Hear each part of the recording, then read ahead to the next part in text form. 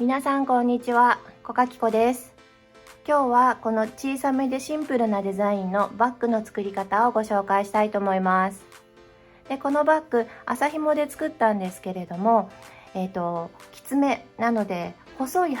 めの針で編んだので結構しっかりしていてデザインも可愛いんじゃないかなと思っています。で大きさの方はそうですね、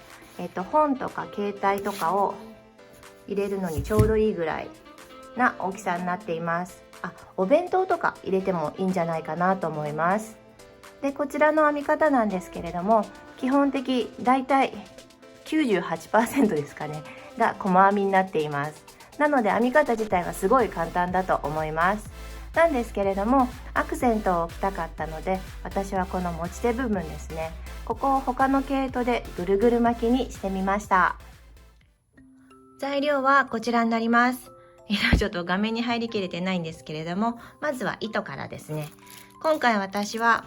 1ドルショップで買ったんですけど、こちらの麻紐なのかな、もしかしたら麻じゃないかもしれないんですけれども、なんかゴワゴワしたこのロープで編んでいこうと思います。こちらは1玉が140メートルとあるんですけれども、これを1玉半ぐらい使っていこうと思います。で、これの針なんですけれども、編んでみたところ私は 3.5 ミリなので、日本でいうところの6号ですね。これがちょうどいいかなと思ったので、この針と糸で編んでいきたいと思います。皆さんはお好きな糸、またそれに合わせた針で編んでいってください。なんですけれども、今回はバッグでちょっとしっかりさせたいので、かぎ針のサイズをちょっと小さめに細めにしておいた方がカバンがしっかりしたものが出来上がるかなと思います。そしてあと必要なものはとじ針でステッチマーカーなんですけど、目に刺す方のステッチマーカーと、あと出ちゃった、すいません、あと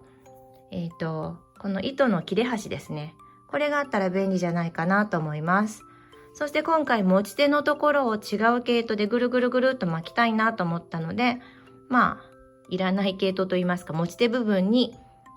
つけたい毛糸、そしてそれを固定させるための、これはボンドになりますはい、3.79 リットルって特大サイズなんですけど、別にこんないっぱいいるということではなくって、うちはたまたま娘が昔スライム作りにハマっていて、それでこんな大きいのなんですけれども、もう普通のサイズのボンドで構わないので、くっつける用のボンドと毛糸、そしてあとハサミの方をご用意ください。では編んでいきたいと思います。まずは底の部分、楕円形を作っていきたいと思います。作り目をして、でここから鎖編みを編んでいきます。鎖編みは針に糸をかけて引き抜く、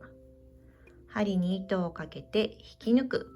これを繰り返していくだけなんですけれども、これで長さの方が15センチぐらいになるまで編んでいきたいと思います。だいたい15センチ分編み終わりました。私の場合は目の数は27目になりました。では1段目編んでいきたいと思います。1段目は今編んだこの鎖編みを、鎖編みのそれぞれの半分ずつを使って両方に細編みを編んでいく感じなので、360度細編みを編んでいきたいと思います。まず最初立ち上がりの鎖をするんですけれども、その時この一番初めの鎖編みがどこか分かるように押さえておくと分かりやすいと思います。立ち上がりの鎖1をしたら、今押さえていた、私だったら27番目のこの鎖に細編みを編みます。でこの時上の1本だけを拾ってもらってもいいんですけれども、私は今回、上のこの半目と裏山、この真ん中ですね、この2本を取るようにしたいと思います。なのでこの真ん中と一番下の間に針を入れるようにして、そうすると上が2本になると思うんですけれども、これで糸を持ってきて、でまた糸を持ってきて2本引き抜く、細編みですね。細編みをして、でこれが一番初めの目なので、ここにステッチマーカーを入れておきたいと思います。針のすぐ下のこの V の字のところにステッチマーカーを入れて、で慣れてる方は必要ないかもしれないんですけれども、私はよく最後を見失ってしまうので、今針を入れて編んだところなので、ここですね。この目にもステッチマーカーを入れておきたいと思います。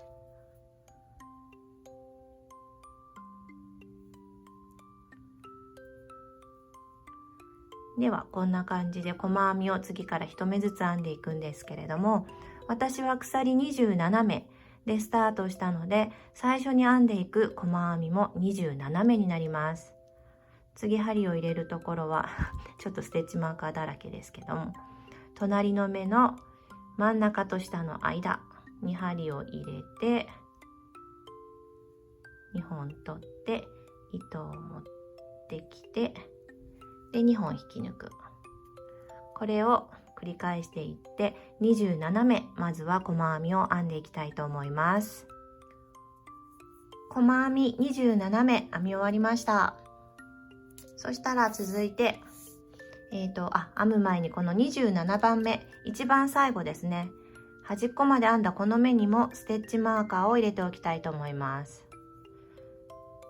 そうしたら今27番目の目を編んだ目と同じところに細編みをもう2目編み入れます。なのでここですね、この今細編みを編んだ下のところにもう一回針を入れて、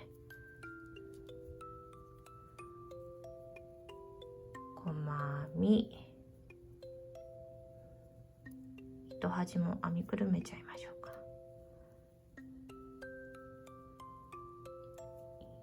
よいしょ。そしてもう一回同じところなので、ここですね。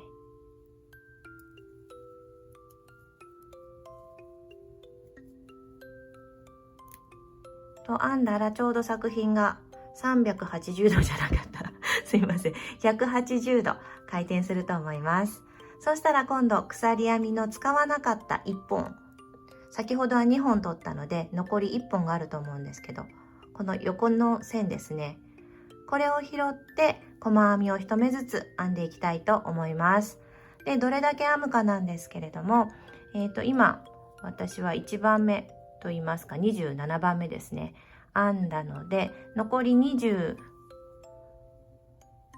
目あるんですけれども、最後の1目のちょっと残しておきたいので、まずは25目1目ずつの細編みを編んでいきたいと思います。細編み25目編み終わりました。そしたら残すところ、このステッチマーカーが入ってる目1目のみなまってましたね、1目のみになるんですけれども、先ほどこの右側の端っこでは最後の目はこう1つの目に細編みを3目編み入れたんですけれども、反対側こちら側も同じように1つの目に細編みを3目編むようにしたいと思います。ただこちら側は最初に細編みを1目編み入れているので、今はもう2目を編み入れたいと思います。そうしたらステッチマーカーを取って、ステッチマーカーが入っていた目に細編みを2回編み入れたいと思います。で最初1つ目を編んだらステッチマーカー入れておきたいと思います。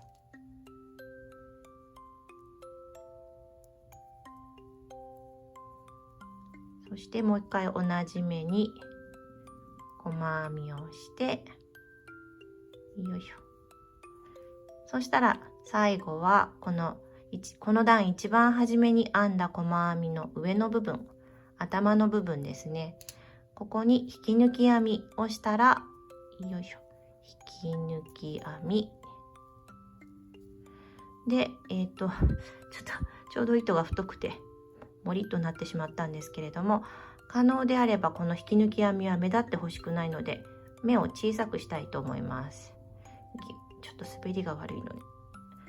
あんまり小さくできなかったんですけれども、よいしょ、これで1段目が完成です。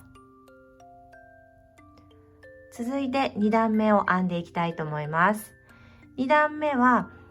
この先ほど両端で3目編んだこの細編み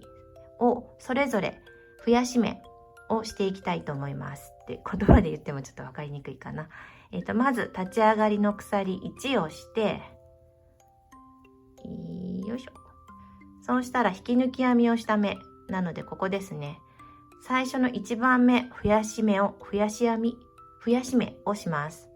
なので最初の目に針を入れて細編み、そしたらステッチマーカー入れておきましょうか。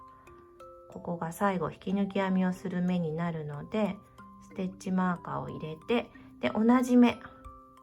なのでここですね、今細編みを編んだところと同じ目にもう一回細編みを編み入れます。そうしたらあとは1目ずつの細編みを編んでいきます。ステッチマーカーの手前まで編んでいくんですけれども、私の場合27目スタートなので 27-2 なので、1目ずつの細編みは25目編んでいくことになります。そしてそうだ、ここからもうステッチマーカー入れときましょうか。この楕円形を編むときはこの両端以外は常に上も下も1目ずつの細編みは私の場合は25目と決まっているので、そのストレートゾーンって言いますかね、ただ細編みを編むだけゾーンが分かりやすくするために、ここでステッチマーカー、糸の端切れですねを入れておきたいと思います。そうしたら次の目はここですね。ここから細編みを25目編んでいきたいと思います。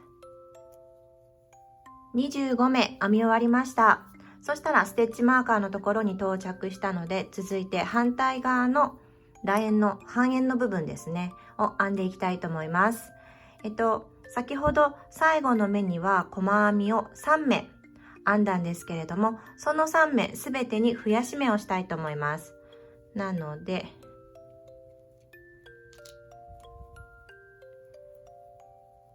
ここからそうですね、こっちにも先ほど右側にもステッチマーカー用の毛糸をつけたので、反対側にも同じようにステッチマーカー用の毛糸を挟みたいと思います。そうしたら一番初めの目、ここですね、2本取れてますね。そうしたら増やし目なので細編みを1同じ目に入れて2、そしたら続いて隣の目はどれでしょう。これですね。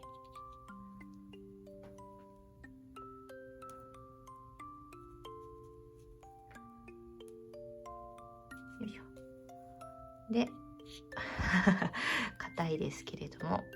よいしょ。1、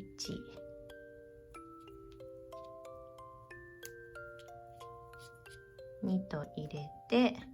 で3番目の目、これですね。ここにも1、2と入れたら半円部分は終了になるので、ステッチマーカーを入れておきたいと思います。そしたらここからはまた1目ずつゾーンに入るので、25目細編みを編んでいきたいと思います。25目編み終わりました。そしたらステッチマーカーの目が次の目になっているはずです。では次、楕円のこちら側の半円を編んでいきたいと思います。毛糸の方のステッチマーカーを挟ませて、そしてこのステッチマーカーが入っている目から2目なので1、2とそれぞれ増やし目をしていきたいと思います。1つの目に細編みを2回ずつです。なので最初の目に入れて細編みを1、2、そして隣の目も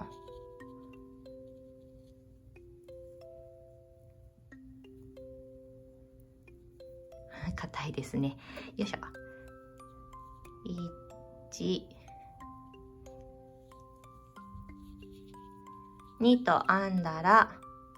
そしたらこの段一番初めの細編みの上の目に引き抜き編みです。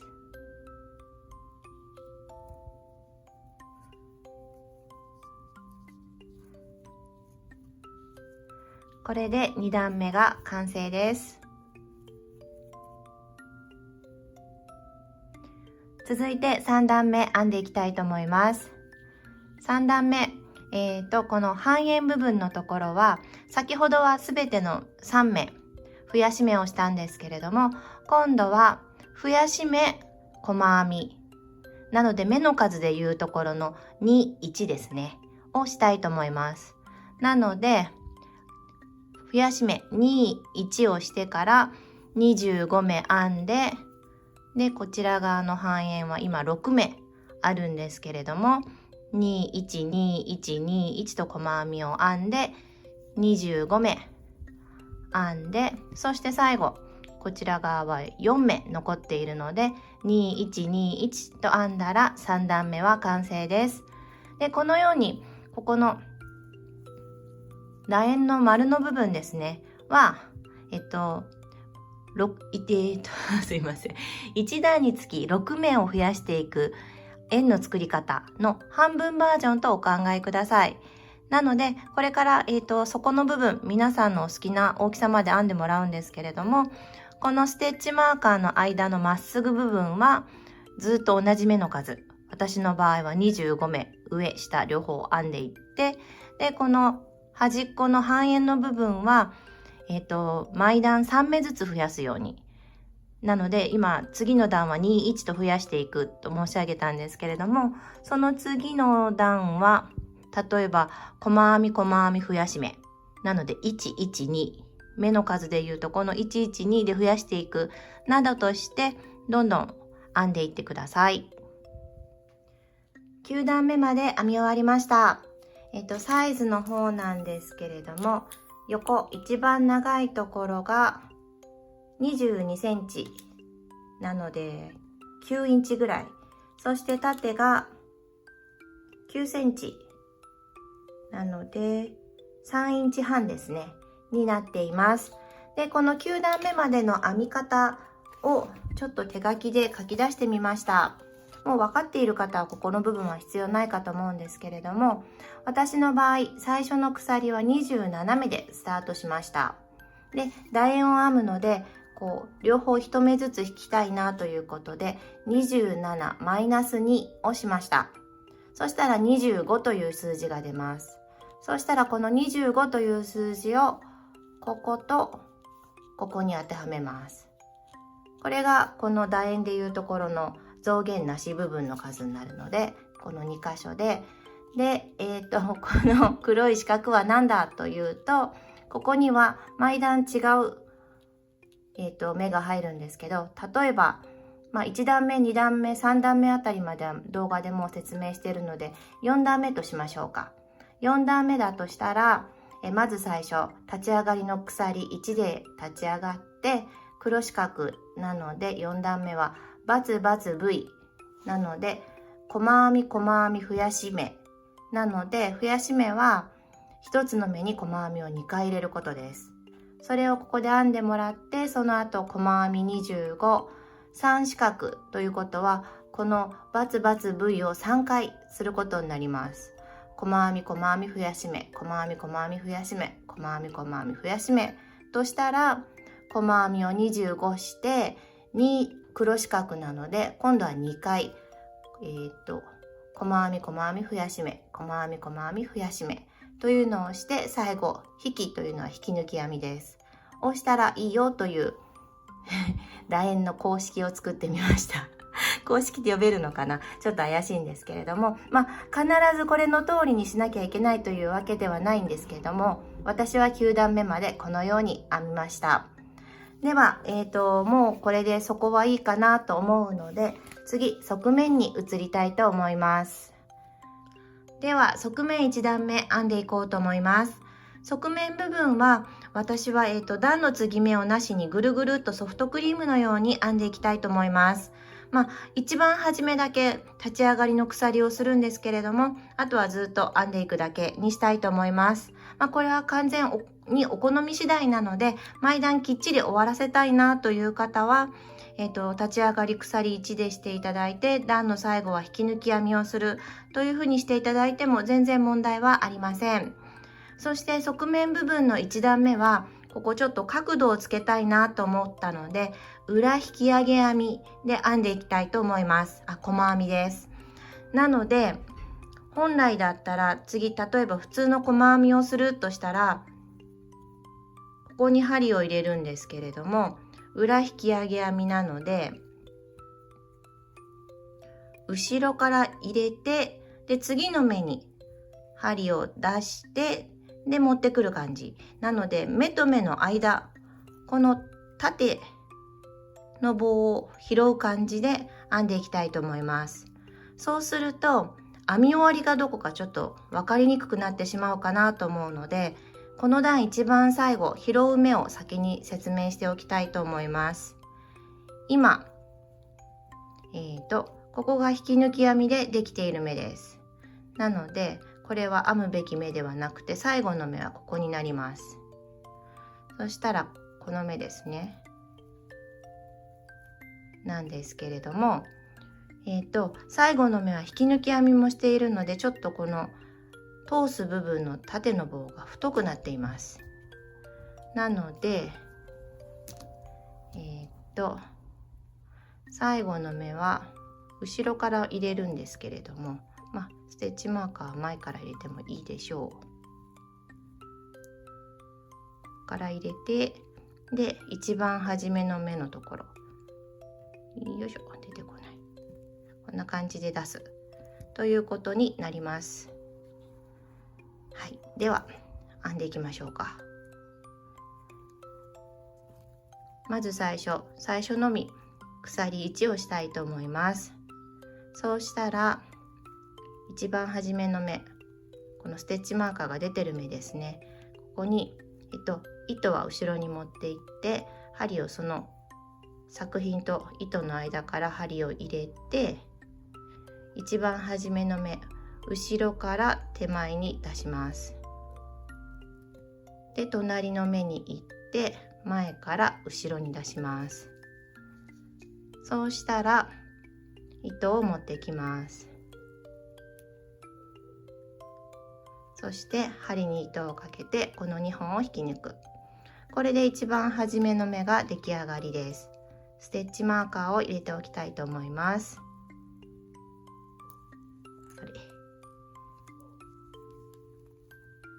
そしたら次針を入れるところは同じく後ろからなんですけれども、先ほど針を出した2番目の目ですね。ここから針を入れていただいてすいません、全然関係ないことなんですけど、向こうに猫くんがいて指をベロベロ舐められたりしてたんですよ。すいません。手前から奥から手前に出したら、次の目に入れて並縫いしてる感じですね。で、糸を持ってきたら、この2本を引き抜く。これを繰り返していってください。後ろから手前に入れたら、向こうに出して糸を持ってきたら2本引き抜くというのをずっと続けて1段目編んでいってください。側面1段目最後のところになっています。あとここのステッチマーカーのところのみとなっているんですけれども、そしたらステッチマーカー、ごめんなさい、ステッチマーカーを外して最後の1目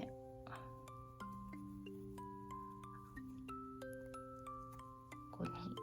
入れて、でここから出す。で糸を持ってきてと編んだら、これで、側面1段目完成です。増減なしの、細編みの裏引き上げ編みをぐるっと一周編み終わりました。ちょっと角度が出ていい感じじゃないかなと思います。そしたら続いて、私はもう引き抜き編みはせずに、このまま次はこのステッチマーカーの目に行って、あとは普通の細編みをずーっと編んでいきたいと思います。カバンがこうなって持ち手を作りたいなと思うところまでずーっと細編みを編んでいきたいと思います。そろそろ持ち手をつけてもいいかなという長さまで編み終わりました。私の場合、ここの底から14センチ、インチでいうとこの 5.5 インチになっています。なので次、持ち手を作るところ、すいません。猫くんが現れましたけれども、持ち手をつける場所を決めていきたいと思います。私はもうステッチマーカーをつけたんですけれども、この場所をどうやって決めたかと言いますと、まず最初、編み始めの鎖のところ、鎖編みのところですね。そこを基準として作品を半分に折ります。そして次、それを、縦方向に半分に折ります。そうすると大体なんですけれども、カバンの中心がわかると思います。そしたらこの中心を基準に持ち手部分、どのぐらい開けるかはもう皆さんのお好きな長さ開けていただいたらいいかと思うんですけれども、私は20目開けました。ちなみに長さセンチで言うとちょうど10センチといったところです。これで持つところ、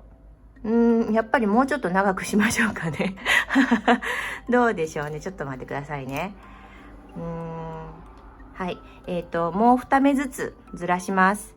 なので、1、2、24目ずつ開けたいと思います。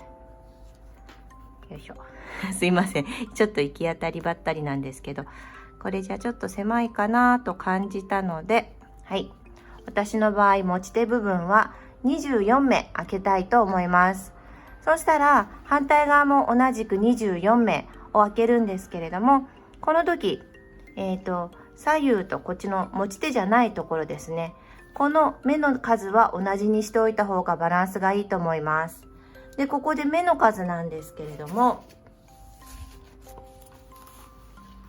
はい。私の場合、スタートの鎖編みが27目で、この増減なしゾーンの目の数が 27-2 の25になっています。そしたら私は今、全体1段何目あるかというと、これは編み間違っていなければ計算で出せるんですよ。どのように出すかというと、私の場合はこの25ですね。25は両方で編んでるので、まず単純に2倍をします。25×2。そして次に必要なのがこの映ってなかった、ごめんなさい。この曲線の部分ですね。曲線の部分の目の数は、私はそこの部分9段目まで編んだので 9×6 になります。何段目かまですいません、何段目まで編んだかが必要な数になるんですけれども、その何段目まで編んだっていう段の数かける9になります。嘘です。すいません。何段目まで編んだかかける6になります。なので私の場合は 9×6 になります。で、これの答えは、50足す54なので104になります。なので104ということは、私は24目、この持ち手のところを24目飛ばしたいということは、104-24は80。80-24は、60、56ですね。56。じゃあ、56割る2は、25足す3は28。はい。ということで、私の場合は、目の数の、それぞれの目の数ですね。この持ち手部分が24。それぞれの端っこっていうんですかね。この曲線部分はそれぞれ28目ずつ編んでいくことになると思います。なのでそれぞれ目を数えながら作ってステッチマーカーを入れておいてください。では持ち手部分編んでいきたいと思います。まず一番初めのステッチマーカーのところまで細編みをしてきた状態です。そしたら持ち手部分のところに到着したので鎖編みでここの部分飛ばしたいと思います。私の場合飛ばす目の数は24で鎖編みは26でいきたいと思います。皆さんはその飛ばす数、目の数に合わせてバランスを見つつコントロールしてください。では、鎖編みです。1、2、3。鎖編み26目編み終わりました。そしたら私は24番目がこのステッチマーカーになるので、このステッチマーカーの次の目からまた細編みを編んでいきたいと思います。なのでステッチマーカーの次の目に針を入れて、細編み。で、次のステッチマーカーのところまで細編みを編んでいって、そしたら反対側の持ち手部分に到着するので、そしたら同じように鎖編み26目で飛ばして、で、細編みを編んでいきたいと思います。持ち手部分それぞれ鎖26目で飛ばしてぐるっと一周編み終わりました。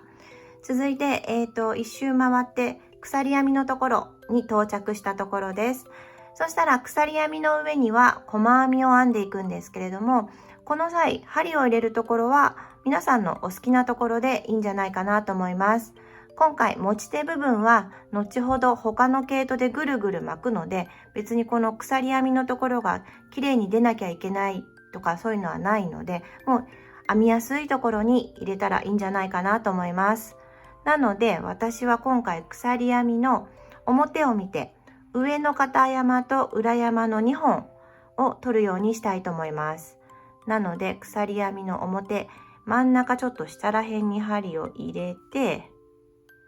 で、細編みを編んでいきます。このように細編みを編んでいって、で、あとはもう、このボディ部分と同じですね。増減なしの細編みをもう何段か、持ち手部分が好きな太さになるまでなんですけれども、後ほどこう毛糸でもっと巻くので、それより太くなることを考えて、最後一番欲しい太さよりは若干少ないぐらいの段で終わらせるといいんじゃないかなと思います。私はあと3、4段編んでいこうかなと思います。そして私は今、ソフトクリームのように編んでいるので、最後編み終わったら、このように急に編み終わったらっていうんですかね、段ができると思います。なので、この段を目立たなくさせるために、編み終わりはそうですね、ちょうどここぐらいってあやふやな説明ですね。持ち手1つ目の最初ぐらいのところまで編んで終わらせたいと思います。そしたらこれは後ほど毛糸ぐるぐるで隠れるので、この段は目立たなくなると思います。ということで、細編みぐるぐるぐるっと、あともう3、4段編んでいきたいと思います。持ち手部分3段編み終わりました。今、1つ目の持ち手のちょこっとのところまで編んだところです。これでもう本体部分はいいかなと思うので、糸を切ってしまいたいと思います。なので、糸を切って、今細編みで終わってるので、次引き抜き編みぐらいしときましょうかね。次の目に針を入れて、糸を入れて持ってきて、でギュッと引き抜いて、これでおしまいにしたいと思います。そしたら続いて、違う毛糸でここをぐるぐるぐるっと巻いていくんですけれども、1つ目はカメラなしでちょっとぐるぐるできるかどうかトライして、2つ目カメラに戻ってきたいと思います。持ち手部分の片側に糸をぐるぐる巻きつけ終わりました。なのでカメラに戻ってきました。この持ち手部分に糸をぐるぐる巻きつけていくだけなんですけれども、糸玉に糸がついた状態だったら毎回糸玉もここの間を通らなきゃいけなくなってしまうので、それは大変だということで糸を切ってあります。そして私の場合はこの糸が結構細いので二重にしてぐるぐる巻いていこうと思います。私の場合は二重にした状態で1メートル50センチぐらいなので、普通の長さだと3メートルですかね。この状態に切ってあって、それをここにぐるぐる巻いていこうと思います。で、私は糊ですね。糊なんだっけ、ボンド。ボンドはこの持ち手部分の後ろ側のみにつけて作成してみました。前から出てこうボンドがブニュッと出ちゃったら変な光沢とか出るかなと思ってやったんですけど、結局前の部分にもちょっとボンドがついたりしてるので、どうでしょう、違いがあるのかどうか微妙です。ではぐるぐるしていきたいと思います。さすがに大きいまんまで使いこなすのは無理だったので、コンテナにちょっとグルーじゃないですね、ボンドを垂らしてみました。そしたらこれを取って、まずは左から右に私は巻いていきたいので、左の端っこら辺にボンドを塗ります。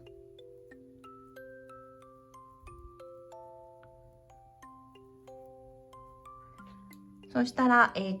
二重になっている毛糸の端っこでもいいですし、こう輪っか状になってるどちらの方でもいいんですけれども、それをじゃあ取っ手の下から出して、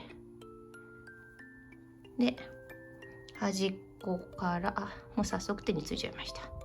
押さえて、でもあとはひたすらぐるぐる、ちょっとすいません、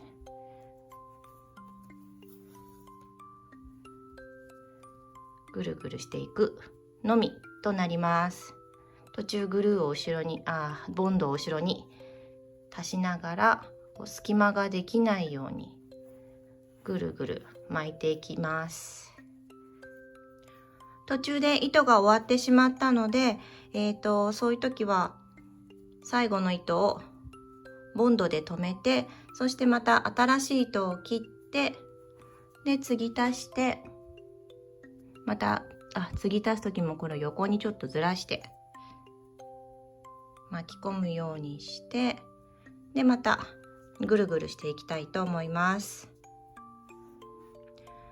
無事最後の方まで巻き終わりました。そしたら最後は取れないようにすいません、猫くんが来ましたけど、緩まない、猫くん乗りついちゃう、すいません。緩まないように一番最後のところですね、すいません、指にちょっといっぱいボンドがついちゃって指が汚いですけれども、ここのところに